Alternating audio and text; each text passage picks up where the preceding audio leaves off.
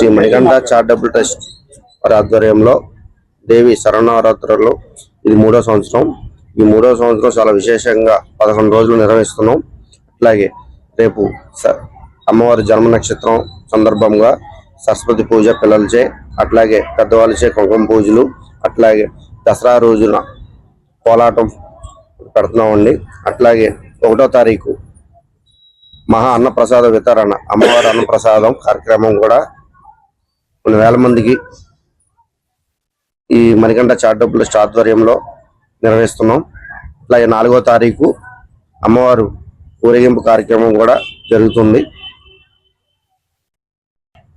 ఊరేగింపులో కేరళ వాయిద్యాలు, డప్పులు, కోలాట, వివిధ అవ్యాసాలతో ఊరేగింపు కార్యక్రమం జరుగుతుంది. 4వ తారీఖు సాయంత్రం 6 గంటల నుంచి. రోజు శ్రీ మణికంఠ చారిటబుల్ ట్రస్ట్ ఆధ్వర్యంలో అమ్మవారి శరణవరాత్రి 3వ సంవత్సరం అండి. ఇది అంగరంగ వైభవంగా పొద్దున్న 8 నుంచి 11 దాకా పూజలు అవుతాయని, అలాగే సాయంత్రం 7 నుంచి 9 వరకు పూజలు అవుతాయండి.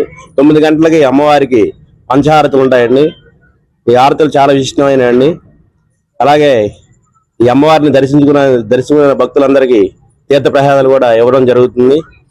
ఈ మణికంఠ చారిటబుల్ ఆధ్వర్యంలో ఇది 3వ సంవత్సరం. అమ్మవారిని ఘనంగా 4వ తారీఖు ఊరేగింపు ఉంటుందండి. మేళ తాళాలతో, డప్పు వాయిద్యాలతో, తీర్మార వేషాలతో అమ్మవారి ఊరేగింపు భారీగా జన సంతోషం మధ్యలో ఉంటుందండి. జై దుర్గా భవానికి. ఓం శ్రీమాత్రే నమః. శ్రీ కనకదుర్గాయే నమః. మనకి దేవీ శరణవరాత్రాల మహోత్సవంలో మనకి ఇక్కడ హై స్కూల్ రోడ్లోని మణికంఠ చారిటబుల్ ట్రస్ట్ వారు ఇది 3వ సంవత్సరం ఈ యొక్క అమ్మవారిని నెలకొల్పి ఎంతో వైభవంగా చేశారండి. ఈ యొక్క ఈ 3వ ఏట చాలా విశేషమైనటువంటి వీళ్ళు ఈ సంవత్సరం ఎంచుకోవడం చాలా విశేషం. ఎందుకంటే ఈ సంవత్సరం మనకి 11 రోజులు అమ్మవారు మనకు దర్శనమిస్తారు. 11 రోజులు, ప్రతిసారి 9 రోజులు, 10 రోజులే. ఈసారి 11 రోజులు రావడం, అందులో కాత్యాయని అమ్మవారు విశేషంగా రావడం అనేది చాలా విశేషం. ఇంతవరకు మాకు తెలిసి కూడా ఇంతవరకు ఎప్పుడు వచ్చినదు కాబట్టి ఇది రావడం చాలా విశేషం. వీళ్ళు ఇక్కడ చారిటబుల్ ట్రస్ట్ వారు, మణికంఠ చారిటబుల్ ట్రస్ట్ వారు ఈ సంవత్సరం ఖచ్చితంగా చేయాలి, 11 రోజులు వచ్చిందని చెప్పి చేస్తూ ఎందుకు చేస్తారని వీళ్ళు ఇక్కడ ఉన్న ప్రజల కోసం, చక్కగా భక్తుల కోసం కాత్యాయని అమ్మవారి యొక్క విశేషం ఏంటంటే ఈ యొక్క ఆడపిల్లలు కానీ మగపిల్లలు కానీ ఆ వివాహం కోసం, ఆ వివాహం లేట్ అయినా కుజదోషములు అన్నీ కూడా తొలగిపోతాయి. అలాగే అమ్మవారు వీళ్ళ ఎందు ఉంది ఎంతో చక్కగా వైభవంగా చేయబడుతుంది అమ్మవారు. కావున వీళ్ళని, ఈ ట్రస్ట్ని, భక్తులందరూ కూడా కాపాడుతూ ఆ దుర్గాదేవి ఎల్లప్పుడూ కాపాడుతుంటా అని చెప్పి కోరుతున్నామండి. జై దుర్గా భవాని.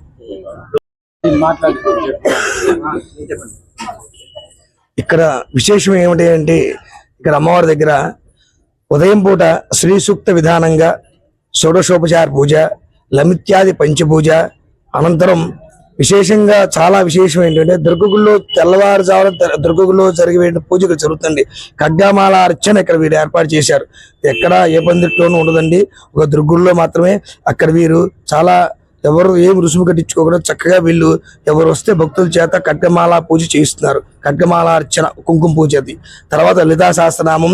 ఏ రోజు అమ్మవారు అయితే ఆ అమ్మవారి అలంకారం అష్టోత్తరము, అలాగే సాయంత్రం పూట లలితా సహస్రనామంతో అందరితో సువాసనలతో చక్కగా భక్తుల చేత ఎవరు వస్తే వాళ్ళతో ఇది కాదు లేదనగా ఎప్పుడు వస్తే అప్పుడు వాళ్ళతో కుంకుమ పూజ చేయిస్తారండి. చాలా విశేషం పూజలు మాత్రం జరుగుతున్నాయండి ఇక్కడ. అలాగే సాయంత్రం పూట అలాగే లలితా సహస్రనామం షోడశోపచార పూజ అయిన తర్వాత అమ్మవారికి విశేషంగా పంచాహారతి ఇస్తారు, కుంభహారతి ఇస్తారు, నక్షత్రహారతి, అలాగే అమ్మవారికి నీరాజ మంత్రోక్షములు తీర్థ ప్రసాదాలు వినియోగిస్తూ అమ్మవారికి పూజలు మాత్రం చాలా అత్యంత వైభవంగా జరుగుతున్నాయండి ఇక్కడ. జయ దుర్గా భవాని.